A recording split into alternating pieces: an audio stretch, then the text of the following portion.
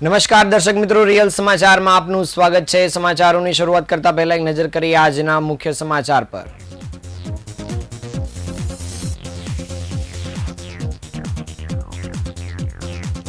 સુરત સહિત દક્ષિણ ગુજરાતમાં ચોમાસાનો વિધિવત પ્રારંભ।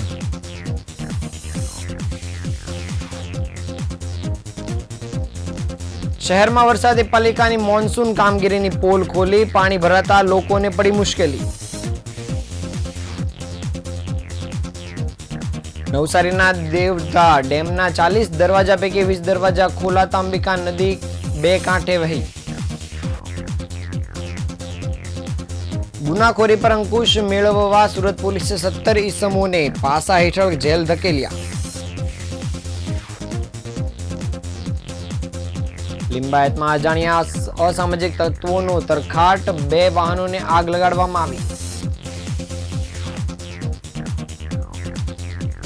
4 સંતાનની માતાને લગ્નની લાલચ આપી રેપ આચરનાર પૂજારીની ધરપકડ।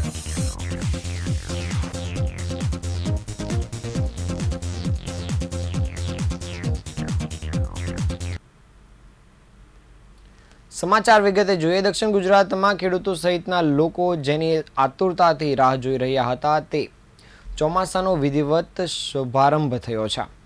વાદળોના ગડગડાટ અને વીજળીના કડાકા ભડાકા સાથે 3.5 ઇંચ સુધીનો વરસાદ વરસતા વાતાવરણમાં ઠંડક પ્રસરી ગઈ છે।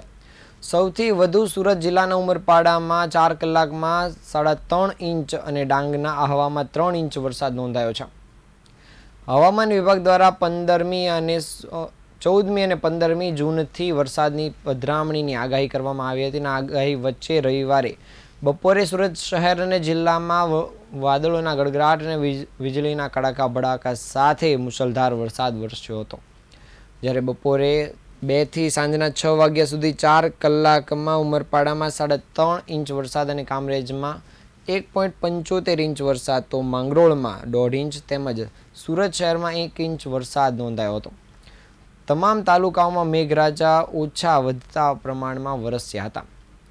વરસાદના કારણે છેલ્લા ઘણા દિવસોથી અસહ્ય ઉકળાટ અને બફારાથી ત્રાસી ગયેલા લોકો એ વાતાવરણમાં ઠંડક પ્રસરતા ખુશીનો અનુભવ કર્યો હતો। ડાંગ જિલ્લામાં શનિવારે રાત્રિના અને રવિવારે બપોર બાદ વીજળીના કડાકા ભડાકા સાથે વરસાદ વરસતા પાણીની રેલમછેલ જોવા મળી હતી।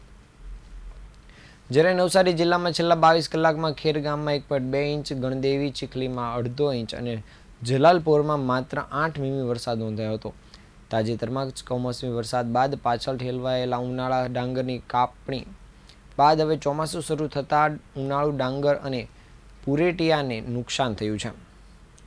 જ્યારે આજે સવારથી જ સુરત શહેરમાં વરસાદી વાતાવરણ જોવા મળ્યું હતું। કાળા ડિબાંગ વાદળ સાથે કડાકા ભડાકાના અવાજ સાથે વરસાદ વરસતો જોવા મળ્યો હતો।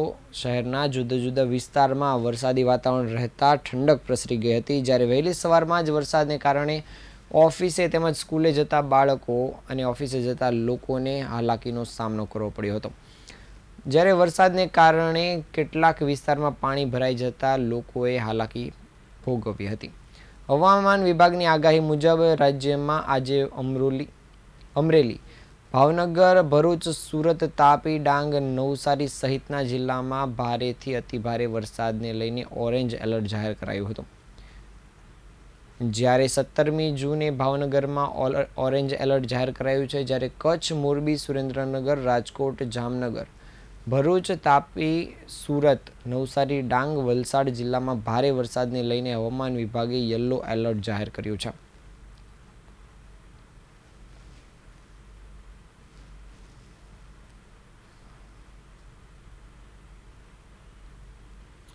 સુરતમાં ધમાકેદાર કડાકા ભડાકા સાથે ચોમાસાનું આગમન થયું છે। પહેલા જ વરસાદમાં સુરત મહાનગરપાલિકાની પ્રી મોન્સૂન કામગીરીની પોલ ખુલી ગઈ છે। પાલિકાની અધૂરી અને કાગળ પરની પ્રી મોન્સૂન કામગીરીના કારણે શહેરમાં આજે ઠેર ઠેર પાણી ભરાતા લોકોને ત્રાહિમામ પોકારી ગયા હતા। જ્યારે કેટલાક વિસ્તારમાં ભારે પાણી ભરાતા લોકોને વાહન ચાલકોને તેમજ રાહદારીઓને વાહન ચલાવવામાં તેમજ ભારે તકલીફ પડી હતી। સ્માર્ટ સિટી સુરતના પુણા ગામથી કરંજ વિસ્તારને જોડતા smart middle ring road Anjani, boot Bhavani અને ગાયત્રી BRTS રોડ સહિતના વિસ્તારમાં પાણી ભરાઈ ગયા હતા, જેથી વાહન ચાલકો સહિતનાઓને હેરાનગતિનો સામનો કરવો પડ્યો હતો. જ્યારે ઉત્તરાયણ ખાતે આવેલા પોલીસ સ્ટેશનની નજીકમાં પણ પાણી ભરાતા લોકોને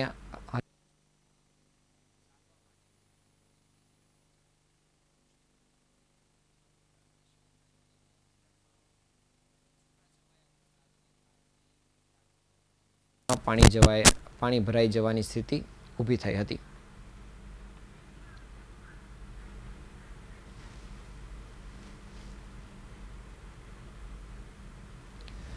ગત ચોમાસું મન મૂકીને વરસ્યું હતું, જેના ફળ સ્વરૂપે નદી, નાળા અને ડેમ છલકાયા હતા અને પૂરા વર્ષ દરમિયાન ભરપૂર પાણીનો સંગ્રહ થયો હતો, જે હજી ચાલી રહ્યો છે. ત્યારે નવા નીર આવવાની શરૂઆત થતાં સંગ્રહ થયેલું જૂનું પાણી માટે ડેમના દરવાજા નવસારી જિલ્લા તંત્રએ 40 દરવાજા પૈકી 20 દરવાજા ખોલતા અંબિકા બે કાંઠે જોવા મળી હતી, જ્યારે 19 ગામોને એલર્ટ પણ કરાયા છે. નવસારી જિલ્લા પર મહેરબાન થયેલો વરસાદ ગત ચોમાસે ખુશહાલી લાવ્યો હતો, જેના કારણે નવસારી જિલ્લો હરિયાળો જિલ્લો બન્યો હતો. તમામ પ્રકારની ખેતી માટે ઉત્તમ ગણાતા નવસારીમાં સિંચાઈ અને પીવાના પાણીની તંગી ન આવે તે માટે કેલિયા, જૂજ અને દેવધા ડેમ બનાવવામાં આવ્યા છે, જેમાં પાણી હજી પણ ઘણું ચાલી શકે તેમ છે. પણ નવું વરસાદી પાણીની આવક વધે તે પહેલાં જ જૂનું પાણીના નિકાલની વ્યવસ્થાના ભાગરૂપે ગણદેવીના દેવધા ડેમના દરવાજાઓ ખોલી દેવામાં આવ્યા છે, જેને કારણે નીચાણવાળા વિસ્તારોને એલર્ટ પણ કરાયા છે. ડેમના દરવાજા ખોલતા અંબિકા નદીના કાંઠે આવેલા 19 જેટલા ગામોને વહીવટી તંત્ર દ્વારા એલર્ટ કરી દેવાયા છે. જિલ્લાની 2 નગરપાલિકાઓને સિંચાઈ અને પીવાનું પાણી આ ડેમમાંથી આપવામાં આવે છે અને ચોમાસામાં ઉપરવાસથી આવતા પાણીના કારણે દેવધા ડેમ પર હાલ તંત્ર પાણીની આવક એકાએક વધી હોવાને કારણે આ કામગીરી હાથ ધરવામાં આવી છે.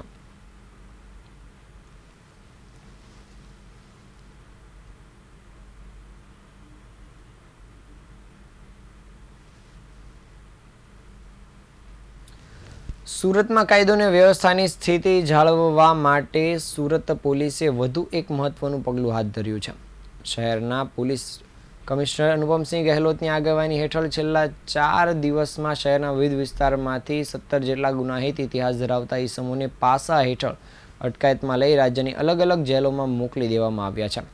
આ તમામ ઇસમો ઉપર અગાઉથી અનેક ગંભીર ગુનાઓ નોંધાયેલા હતા, જેમાં મુખ્યત્વે બળજબરીથી નાણાં વસૂલવાનું કૃત્ય, વાહન ચોરી, મોબાઈલ ચોરી, ઘરફોડ ચોરી, મારામારી અને ખૂનનો પ્રયાસ તેમજ સ્ત્રીઓ સામે બળાત્કાર, પોસ્કો કાયદા હેઠળ કેસ ઉપરાંત મહિલાઓની છેડછાડ અને અનૈતિક હિલચાલનો સમાવેશ થાય છે. પોલીસ તપાસમાં જાણવા મળ્યું છે કે આ ઇસમો પોતપોતાના વિસ્તારમાં લોકોમાં ભયનો માહોલ છે.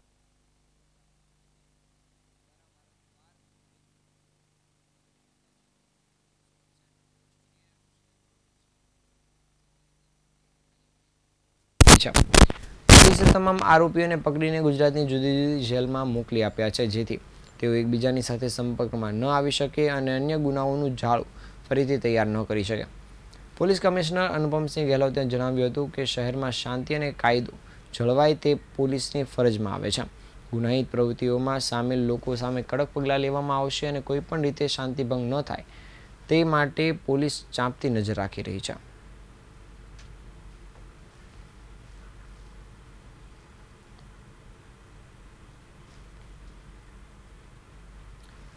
સુરતના લિંબાયત વિસ્તારમાં આવેલા ક્રાંતિનગર સોસાયટીમાં રાત્રિ દરમિયાન અજાણ્યા અસામાજિક તત્વોએ તરખાટ મચાવ્યો હતો. સોસાયટીમાં પાર્ક કરેલા એક મોપેડ અને એક મોટરસાઇકલને જ્વલનશીલ પ્રવાહી છાંટીને આગ લગાવવાનો બનાવ સામે આવતા સ્થાનિક લોકોમાં ભય અને રોષની લાગણી વ્યાપી ગઈ છે.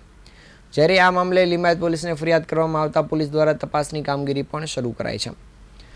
આ ઘટના મોડી રાત્રે બની હતી અને આગને કારણે 2 વાહનો પૈકી એક મોટરસાઇકલને ભારે નુકસાન થયું છે, જ્યારે મોપેડમાં સામાન્ય નુકસાન થયું હોવાનું સામે આવ્યું છે. બાઇકના માલિક અઝીઝભાઈએ જણાવ્યું હતું કે હજુ સુધી લિંબાયત પોલીસ તરફથી કોઈ નક્કર કાર્યવાહી કરાઈ નથી. આવા અસામાજિક તત્વોને પોલીસ શોધી કાઢી તેમની સામે કડક કાર્યવાહી કરે તેવી માંગ છે. આ ઘટનાને પગલે સ્થાનિક રહીશોમાં ભય અને રોષનો બેવડો માહોલ જોવા મળી રહ્યો છે. પોલીસે ઘટના અંગે તપાસ શરૂ કરી હોવાનું જાણવા મળ્યું છે, પરંતુ હજુ સુધી કોઈની ધરપકડ કરવામાં આવી નથી. લિંબાયત પોલીસે આ મામલે તાત્કાલિક અને ગંભીરતાપૂર્વક પગલાં ભરી અસામાજિક તત્વોને ઝડપી પાડીને કાયદેસરની કાર્યવાહી કરવામાં આવે તેવી સ્થાનિકોમાં માંગ ઉઠી છે.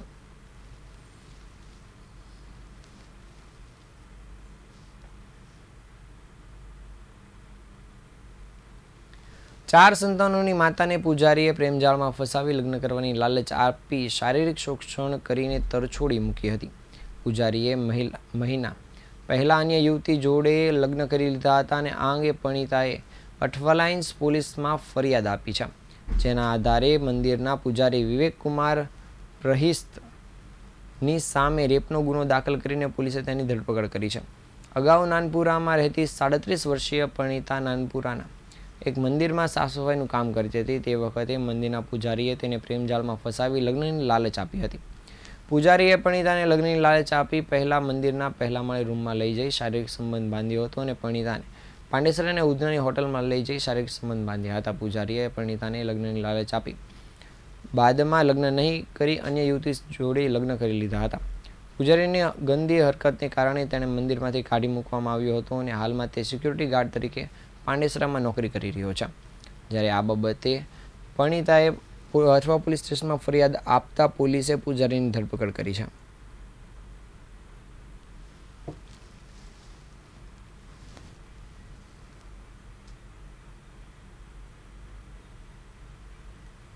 અઠવાગેટ ખાતે Halima Adamji medical and education charitable trust સંચાલિત હલીમા આદમજી મેડિકલ સ્ટોર્સની શાખાનું ઉદ્ઘાટન કરવામાં આવ્યું હતું.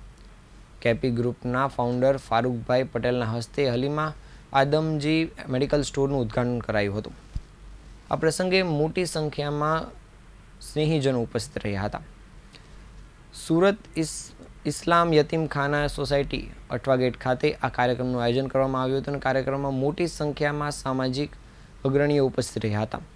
હલીમા આદમજી મેડિકલ સ્ટોર દ્વારા માનવ સેવાનું ઉત્તમ કાર્ય કરવામાં આવે છે અને મહત્વની વાત એ છે કે કોઈ વ્યક્તિ જ્યારે દવાખાનાની ઝંઝટમાં પડે છે ત્યારે તે આર્થિક રીતે પણ ભાંગતો પડતો હોય છે અને વધારે ખર્ચ વ્યક્તિને ડૉક્ટરની સારવાર અને દવા પાછળ થતો હોય છે.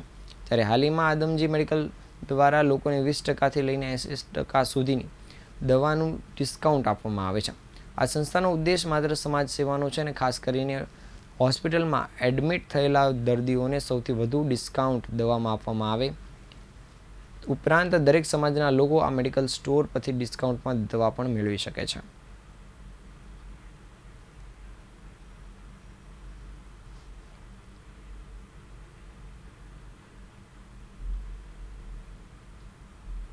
चक्कीवाला प्रमुख सूरत इस्लाम यतीमखाना सोसायटी हमारी सोसायटी 100 વર્ષથી પણ વધારે સમયથી કાર્યરત છે. અહીંયા યતીમ બાળકોનો ઉછેર કરવામાં આવે છે. લગભગ 176 બાળકો છે જે અનાથ, ગરીબ અને નિરાધાર ફેમિલીમાંથી આવે છે. તેમને દીની અને દુનિયાવી તાલીમ આપવામાં આવે છે, સ્કૂલમાં ભણાવવામાં આવે છે, મદ્રસામાં પઢાવવામાં આવે છે, ટ્યુશન મોકલવામાં આવે છે, અહીંયા રાખવામાં આવે છે, ખવડાવવામાં આવે છે. એમનું મેડિકલ અને દરેક રીતે એમનું ધ્યાન રાખવામાં આવે છે અને સારી રીતે બાળકો રહી શકે એના અથાગ પ્રયત્નો કરવામાં આવે છે.